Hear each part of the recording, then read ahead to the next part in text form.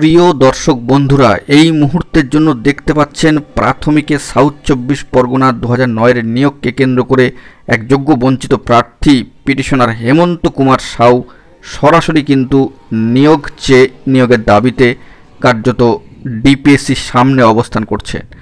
আমরণ অবস্থান অনশন কর্মসূচি 16 বছরের দীর্ঘ যন্ত্রণার মুক্তি চেয়ে প্রাথমিকে যোগ্য বঞ্চিত 2009 সাউথ 24 পরগনার প্রার্থী কার্যত পিটিশনার কাট অফ ডেটের মধ্যেই মামলা দাখিলকারী হেমন্ত কুমার সাউ এবার কিন্তু নিজে একাই বসে গেলেন ডিপিএসসির সামনে আমরণ চরম অনশনে। নিয়োগপত্র চাই নিয়োগের দাবিতে তিনি কিন্তু অবস্থান কর্মসূচি পালন করছেন। কি হৃদয় বিদারক একটি ঘটনা, গায়ের লোম কিন্তু কাটা দিয়ে উঠছে।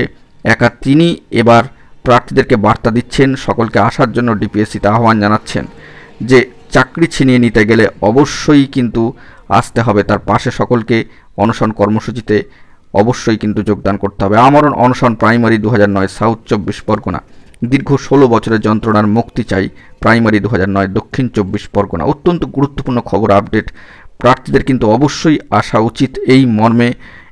হেমন্ত কুমার সাউ সম্মানীয় প্রার্থী, যোগ্য বঞ্চিত, তিনি কিন্তু অবস্থান কর্মসূচি চালিয়ে যাচ্ছেন, আমরণ অনশন কর্মসূচি।